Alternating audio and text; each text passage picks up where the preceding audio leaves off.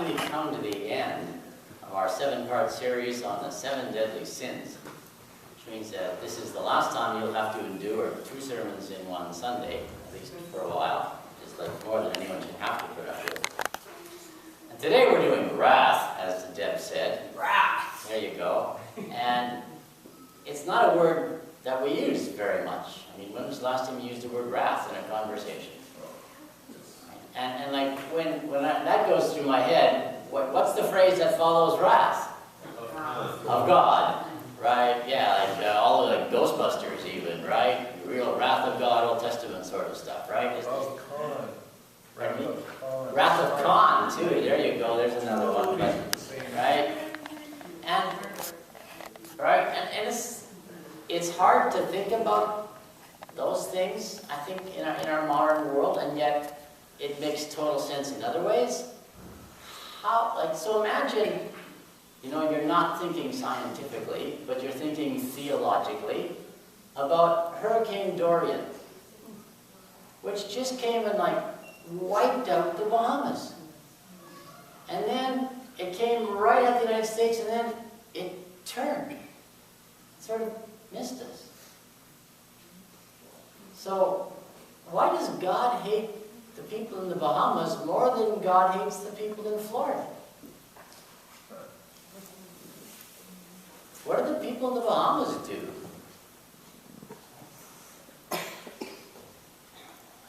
That's not an easy question, right? And yeah, we can think in our scientific ways about all of this stuff, but, there's still this other question. And so it's not surprising that people who naturally think about the theological question more so than the scientific one. In a pre-scientific world, they had no science to go to, and so, if God is responsible, then God is responsible, and probably he's got some point here, but then comes the real problem of trying to figure out, so what is the point here? Right? So God spared the United States from Hurricane Dorian. Is it sort of was it a warning for us to get rid of our current government, or was it a warning for us not to get rid of our current government? I have no idea what it could be. I'm sorry, but it's because the United States helps a lot of people that help everyone. We try to help everybody in the whole world. Okay. Thank you. Right. So we think about these things, but there's still the larger question of how do we think about justice in our world today? How do we still believe in whether it's divine justice or even human justice in the reality of our systems? Back around the time when we got married, we lived in Saskatchewan, and we got a new premier. We had an election, we got a new premier, sort of the Canadian equivalent of a governor, and his name was Grant Devine, which means that we have the opportunity to live under divine rule. And currently, we of course are living in the kingdom of justice, and neither of these is working out very well. So there's just this reality, and so what Christians tend to do, and what Tom's Bible did in the translation, is it sort of moved it all to hell. Right? You move this to after. Right? So the very first verse that Tom read in Luke, John the Baptist comes out, and in the Greek it says, "Who warned you to flee from the wrath that is to come?" And Tom's Bible sort of flipped that into, "Who warned you to flee from hell?" which is not what John was talking about at all, but sort of, in an American gospel, that's what it's become. Right? You move all of judgment, you move all of justice to some place after you die, because it ain't working out very well right now.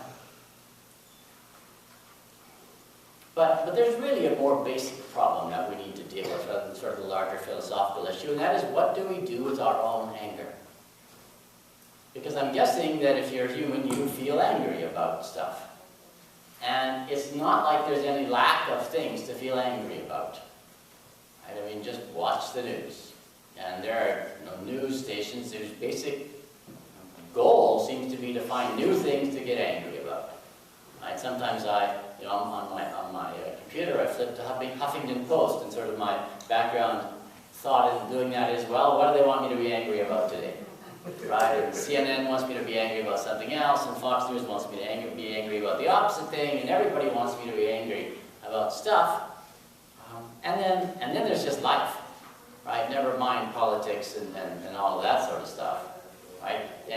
We've got friends who make us angry, and we got spouses who make us angry, and we got kids who make us angry, and we got parents who make us angry. Not that it ever happens, right, to you guys back there, but in theory, at least, right? So there's lots of things to be angry about, and in that sense, the opposite of wrath, the opposite of anger is complacency, right? You won't get angry if you don't care.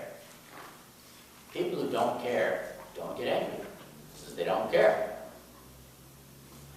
Well, right? So in that sense, anger and love are sort of almost, they're linked, and they're not opposites. Right? We get angry because we love something. We might love ourselves, and so things that threaten ourselves, right, make us angry. But if we didn't love ourselves and we just didn't care, then stuff wouldn't make us angry. And if we didn't love our kids, they wouldn't make us angry because we just wouldn't care. Right? It just right. So it's very tricky. So we like to think, that maybe more love would mean less wrath. But that's not true. More love would mean more wrath. I remember when my son was this big. I was just getting used to this idea of having this baby in the house. And I loved him more than I ever thought I could love anything in the entire world. Like, he was just the most beautiful and perfect and wonderful and God-given gift to the entire universe. And then it was like 2:30 in the morning.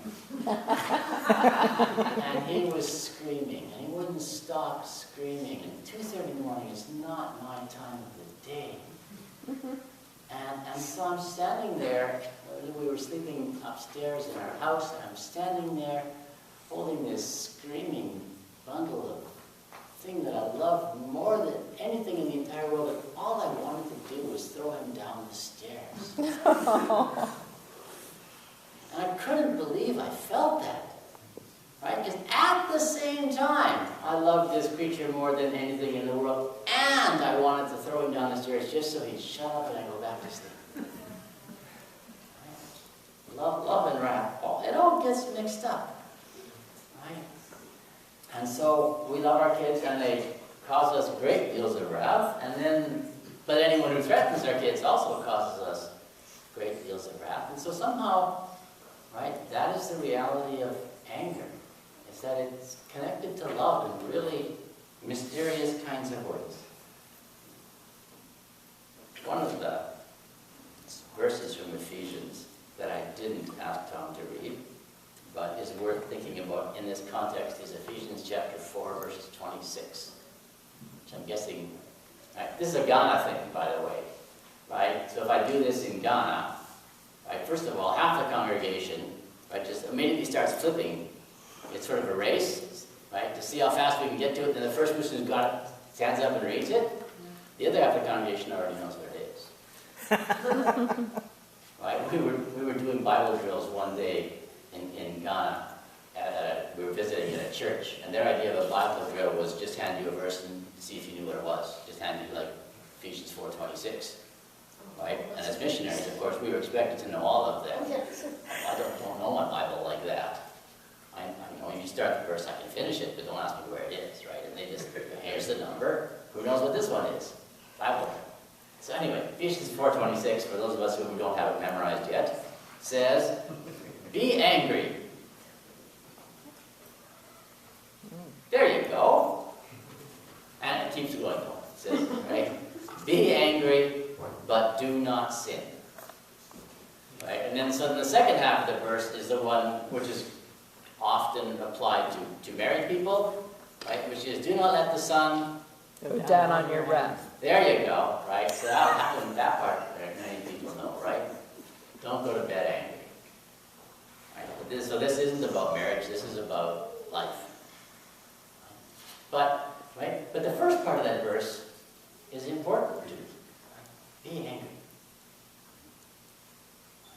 When you are angry, though, do not sin. So that's what the second part of the sermon is going to be about.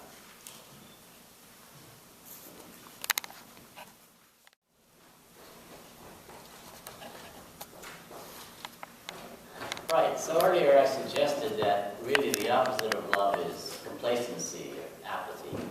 You don't care, you won't feel wrath. And if you do care, you probably will. In talking with Deborah this week, she suggested the opposite of love was patience. Or, I'm sorry, the opposite of wrath was patience.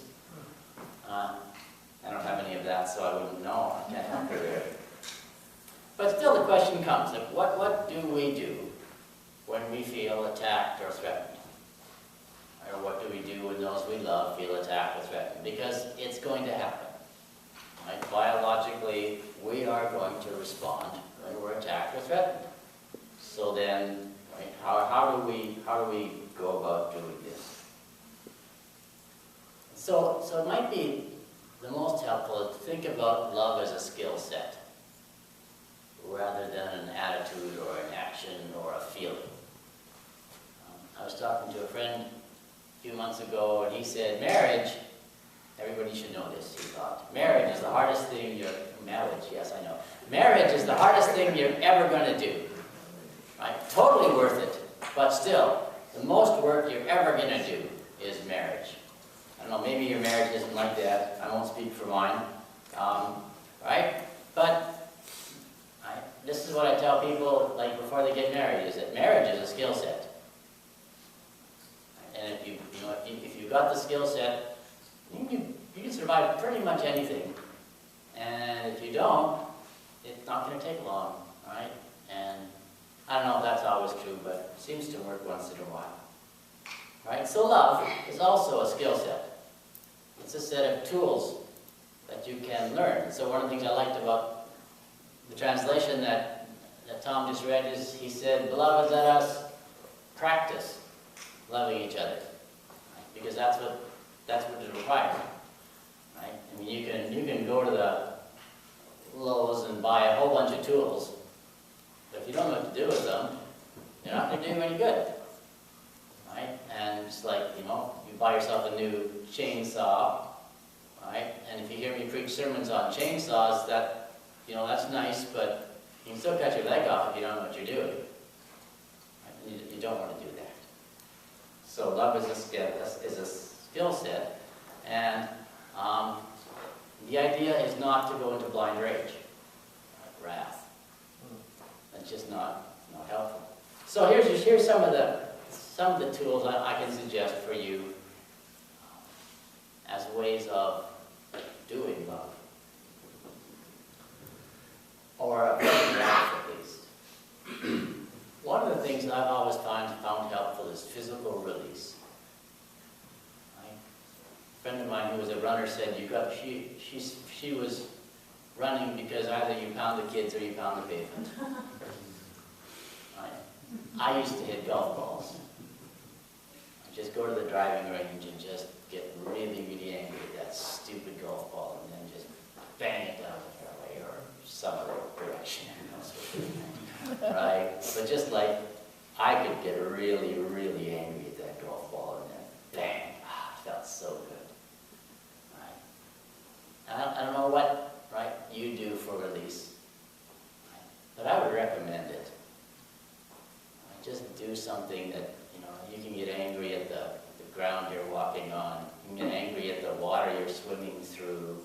And just do something physical, because the body wants some sort of release.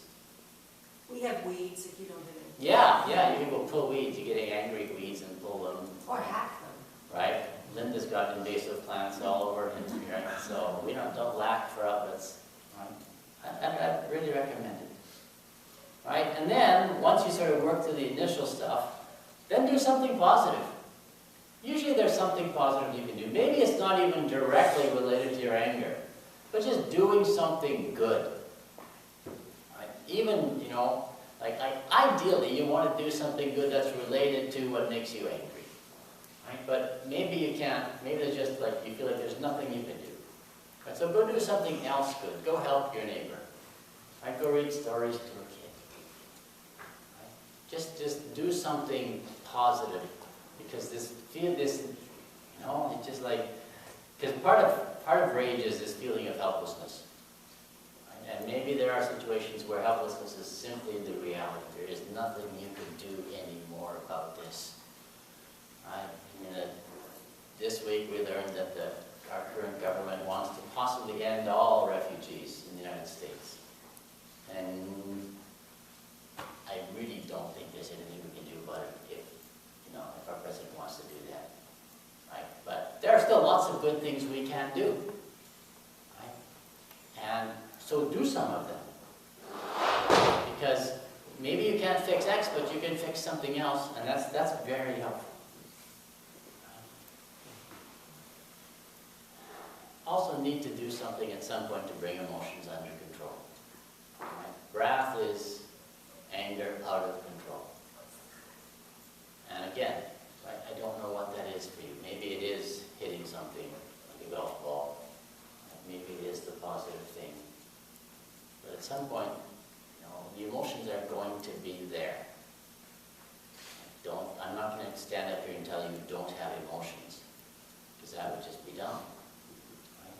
So then what do you do to bring them under control in such a way that you can do something useful with them? Another thing you can do with your anger, with your wrath, is develop positive relationships, which basically means have friends. Friendship is a really good thing. Hopefully friends that you can do something with besides just get together and get angry. Because there are friendships like that too, right? People who are just full of new things to get angry about. You can get together and be angry about things. Hopefully you find some friends who are good at other things besides getting angry. Positive relationships. Part of my job is to recommend prayer. Right? But the reason I recommend prayer is because it's often quite effective. Sometimes it doesn't fix whatever it is we want fixed. But the prayer itself, right, is part of all of this. It's part of the release. It's part of the developing a positive relationship with God. So having someone to talk to, someone who can hopefully, God willing, do something. But just, put it all out there. And again, like we've been doing in these last few weeks, I don't even recommend words for prayer. I think words are really overrated. Some of you are really good with words. I've written lots and lots of them over and over again in my life. But mostly it's taught me how limited words are. So that's one of the reasons that we've been doing other forms of prayer. Because prayer is really important. Sometimes there just aren't enough words. So these, of course, are just some of the many, many things you can do with your wrath. But mostly, once you have a few of them, you need to keep practicing. Let us practice loving one another. So we come here and we practice. And an important part of practice is failing. If you never fail, it means you haven't risked enough. You're probably not going to learn anything. It's when you get the notes wrong on the piano that you learn how to get them right after a while. And if you never make a mistake on the piano, it means you're probably still playing Mary Had a Little Lamb over and over and over again. If you want to move beyond that to whatever the next song is, then you're probably going to screw up. That's okay. And then you do it again. And that's all there is. Now just go do it. Our final song isn't quite right. It says, there's more love somewhere and I'm going to